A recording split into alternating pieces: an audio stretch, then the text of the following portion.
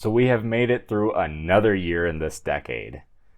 And now we are at my favorite films of 2022.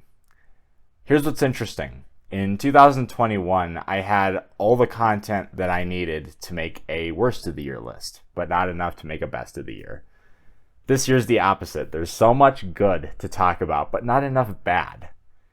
Because I skipped out on a lot of movies this year. I didn't waste my time on movies like Firestarter, or The Munsters, or that instant classic Morbius.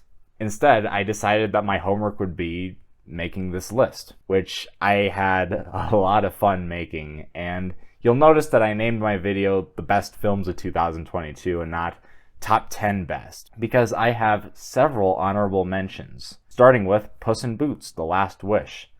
This was a film I had no intention of seeing until I heard some glowing reactions, and I just had to see it for myself. And the result is the best animated film of the year. It's surprisingly mature, heartfelt, with stunning animation, exciting action, and one of the best animated movie villains I've seen in a while. Puss in Boots: The Last Wish brings the long-dormant Shrek franchise back to life. Elvis. I think it's safe to say that none of us really knew who Austin Butler was, but this film gives him his career-defining role, and he resurrects Elvis in a performance for the ages. Baz Luhrmann's visual flair fits perfectly with the time period and Elvis himself to create one of the most stylish and flashy biopics I've ever seen. But this film is also a cautionary tale. It still has its human side. All this combines to make a worthy tribute to one of the greatest idols in history. Fall. For someone who gets nervous about heights, this was one of the most tense viewings of the year.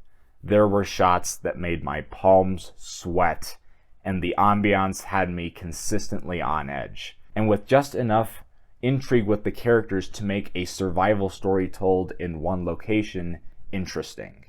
It might not be the most original film of the year, but it's one I am not soon to forget. Scream 5. A franchise like Scream is what someone like me needs in regards to horror. Because when it's done well, horror can be great, but it's a genre that I often have more problems with than praise. But when Scream came along and just made fun of it, I appreciated that. And I imagine this was a daunting task for these new directors to make another film in a series coming off the talent of the late Wes Craven, but they pulled it off.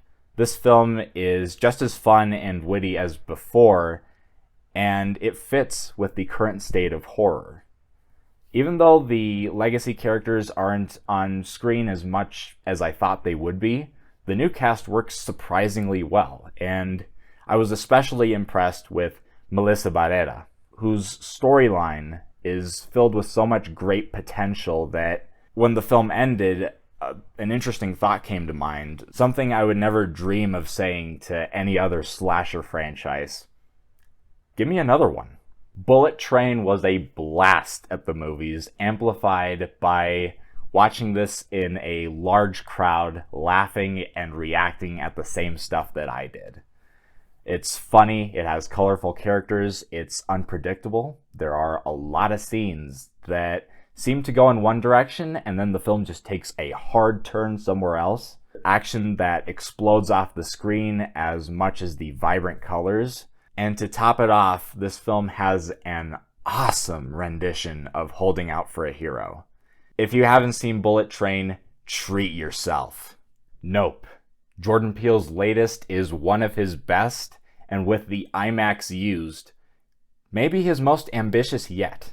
From things moving in a wide shot to frightening sound design, Peele knows exactly how to generate tension. And this film intros a new measure for which I can judge horror. That of if the film can be scary without even involving the main threat. Nope's scariest scene doesn't even have the UFO. It's a shocking sequence that is made even more eerie by the fact that its true presence in the story is left to our imagination. 3 standout films in a row, I am very eager to see what else Peele has up his sleeve.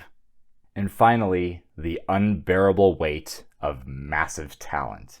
I have a fun story with this one. There was a guy sitting one seat over from me, and his laughs were pretty big throughout the movie. And I wasn't annoyed with him. It was just something I noticed. I was like, oh yeah, that's great for him. He's really enjoying the movie. As was I. This film is very funny. But our levels of laughter never quite matched up until one scene. Part of this movie is Nick Cage and Pedro Pascal trying to make a movie on this island. And to get inspiration, they take LSD. And yeah, that sounds like a generic comedy scene, but you just had to be there. But keep in mind, this theater wasn't particularly large, but I think it's safe to say that for the next 20 to 30 seconds of that scene, we overpowered the sound system. We became some obnoxious moviegoers, just dying in our seats. And that was my biggest laugh of the year, in a film filled with them. Nick Cage and Pedro Pascal are great together. Their friendship dynamic is wonderful. And while I haven't paid too much attention to Nick Cage before, this film kind of converted me. Those were all movies that I really enjoyed this year, but there managed to be 10 others that I liked even more. So let's start out with number 10.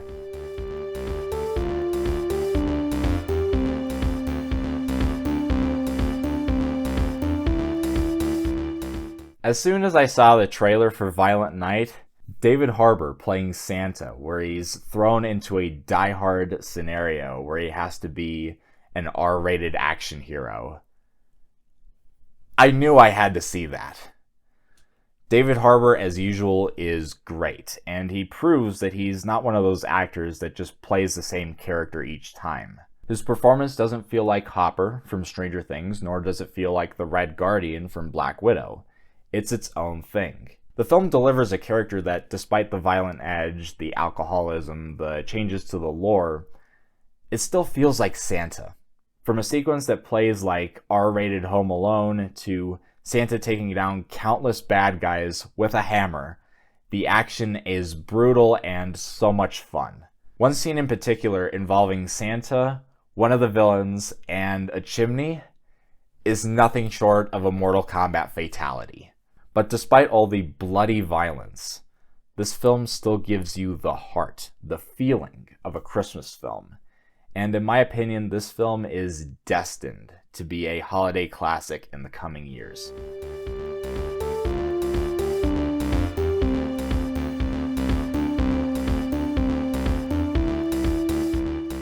Devotion was interesting because at first it seemed like a base level war film and kind of dull.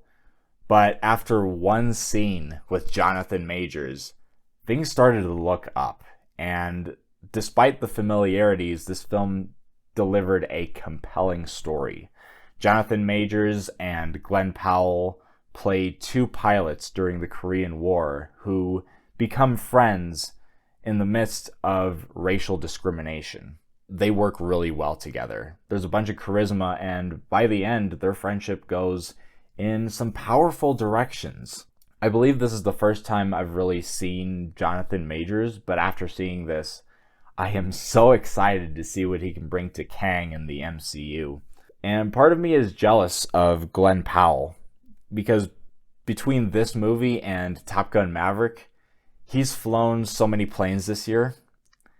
And it's actually competition for Top Gun Maverick with exciting and spectacularly directed aerial sequences. Also, this film has some of the best one-take scenes I've seen in recent memory.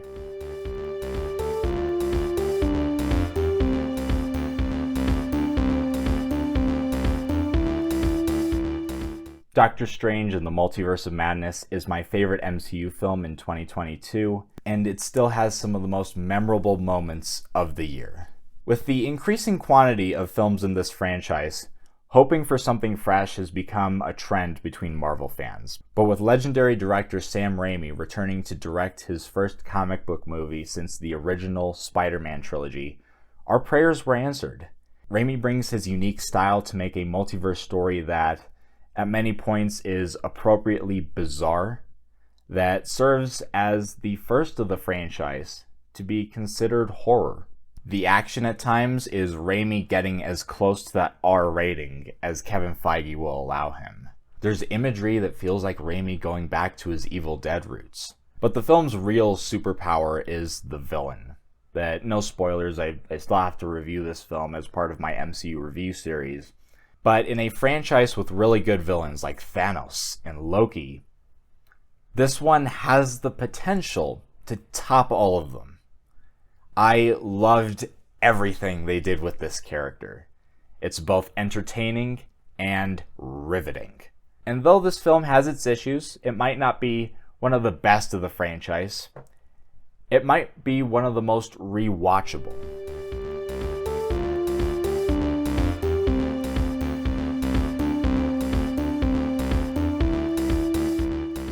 The Banshees of Inisherin gave us two great performances in Colin Farrell and Brendan Gleeson, playing two men, once great friends, at odds when one of them tries to end their relationship.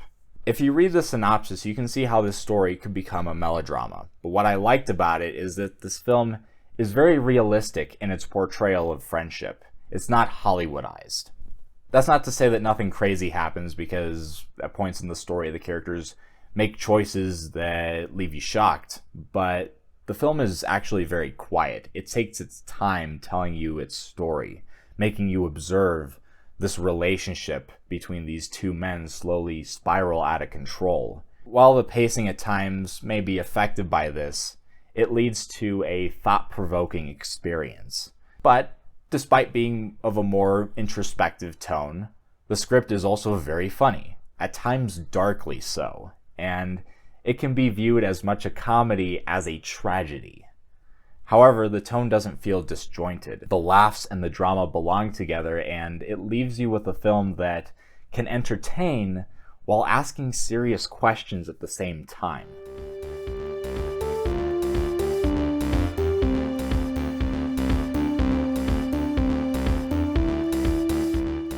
This is the film I like to call the real multiverse of madness, because it's one of the hardest films of the year to describe to someone, because it goes into off-the-rails insanity.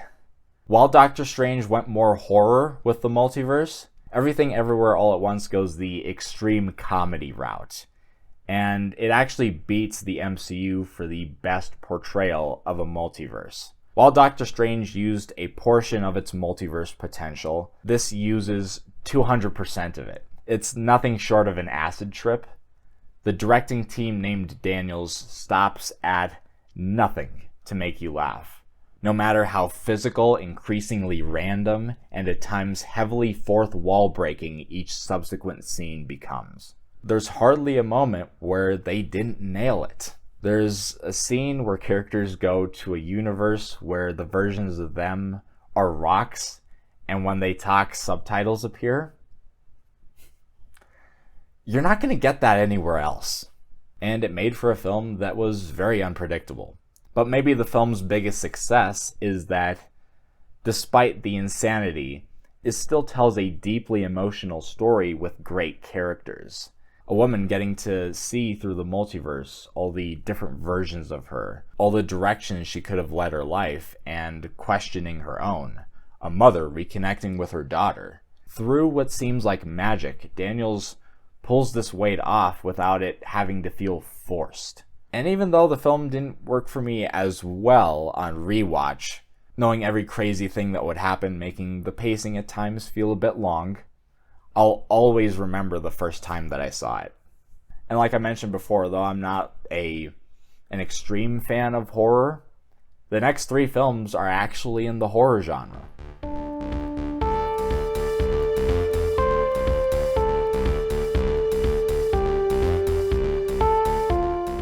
The menu is right there with Everything Everywhere as one of the most original films I've seen all year. And I'm surprised at how high it is. When it started, it was similar to Devotion. And the beginning made me wonder if it was really going to click with me. And I'm not into foodie culture, and at first the film seemed a bit pretentious. But like the film I compared it to, that changed after one scene. After one great monologue with Ralph Fiennes, things got really interesting. So interesting, it actually made me care about the food industry a bit more. But the film is not afraid to poke fun at itself. There's a lot of satire when a course is brought for the people on this remote island to taste. The dish is introduced to us in the style of a cooking show with the ingredients listed, and as the film goes on, what's typed out on the screen gets more and more self-aware.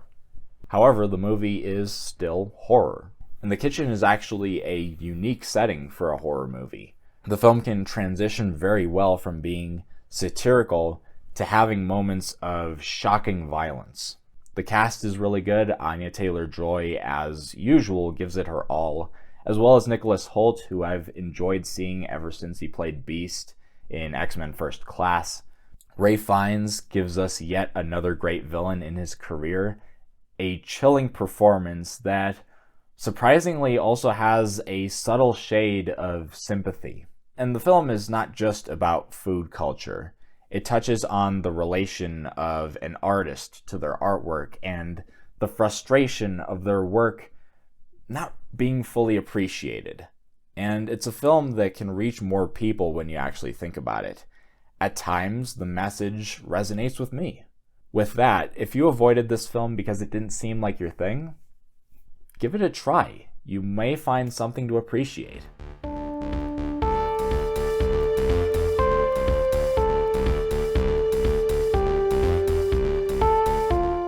I actually had a scary experience with this one before the film actually started. And just so this makes sense when I explain the story, one of my biggest fears is walking into a movie late and missing something. That's how much I am into filmmaking.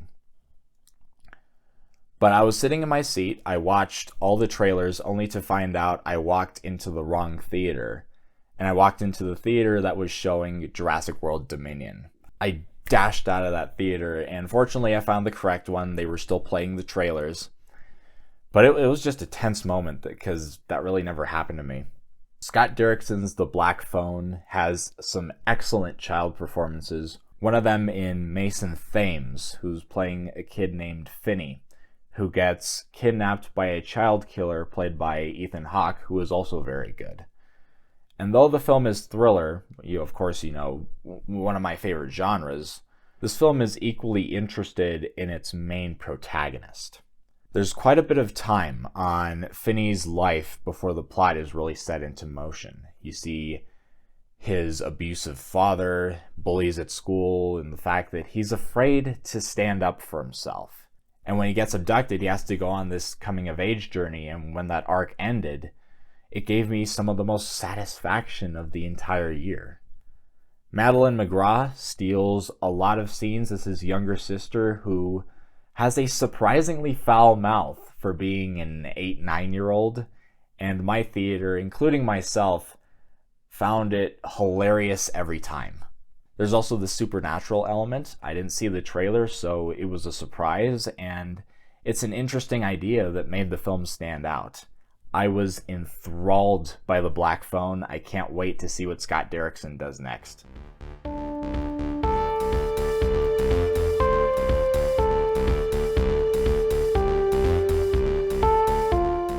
Early this year, there was another horror film called X that got a lot of praise, especially from people in the horror community.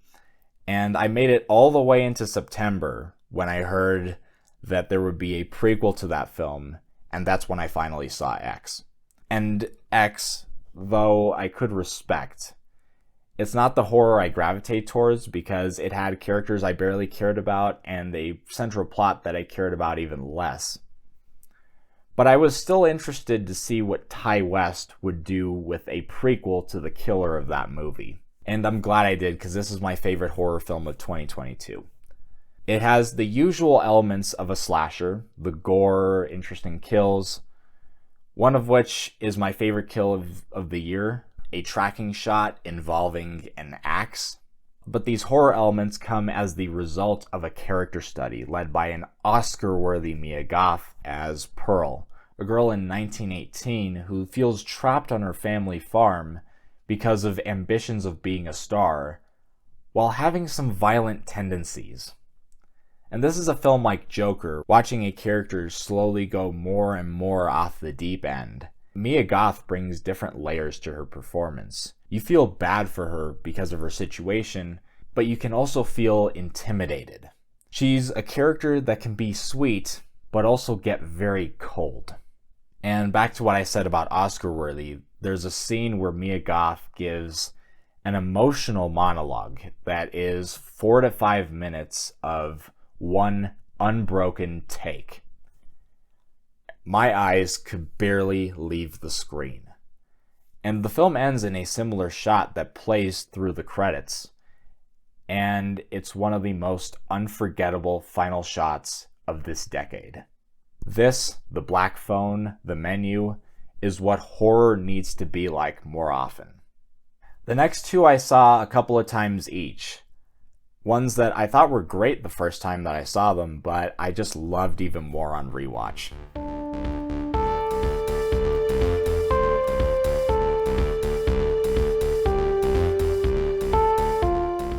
Top Gun Maverick is one of the films in 2022 that I didn't even know that I wanted. Tom Cruise was smart for pushing this film to be released in theaters and not go directly to streaming. It's one that you have to have seen on the big screen, or I'm sorry, you just missed out on something. This has to be the most immersive plane sequences ever put to film. From training to dogfighting, they are nothing short of landmark cinematic achievements that left me on the edge of my seat. But despite being the quintessential blockbuster, this film does what the original Top Gun couldn't quite reach: be an actual film.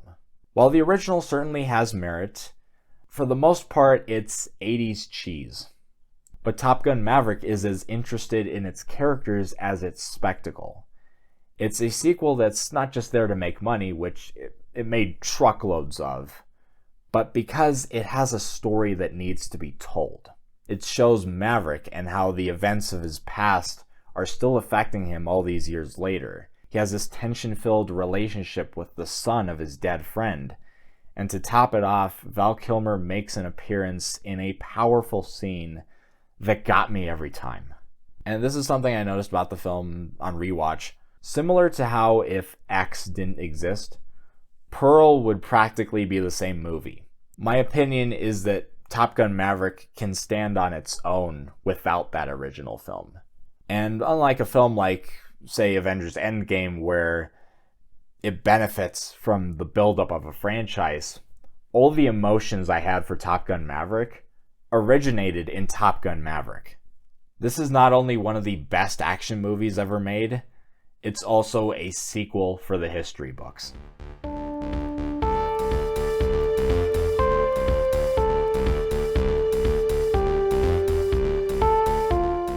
With how disappointing movies can be nowadays, The Batman is a rarity in that it started out 22 as my most anticipated, and it ended as my favorite film of the year.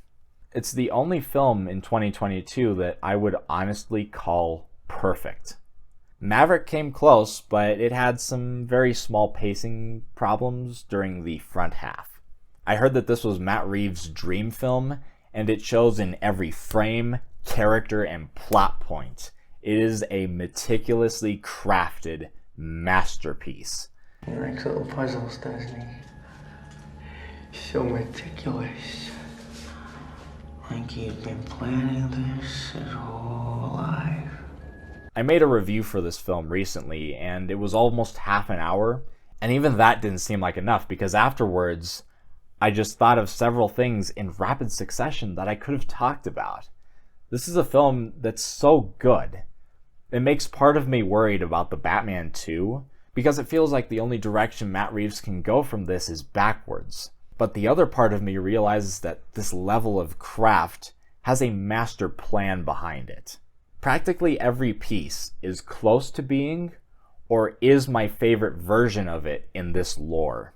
There are so many now iconic scenes that capture the character of Batman in a way that only a true fan would be able to.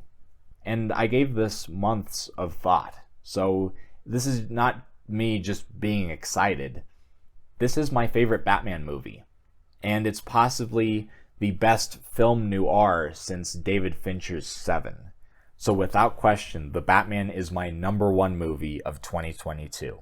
There was a lot of greatness, and I'm so excited to experience another year in film. I hope to be more active on the channel this year. My next video will be my most anticipated movies for 2023.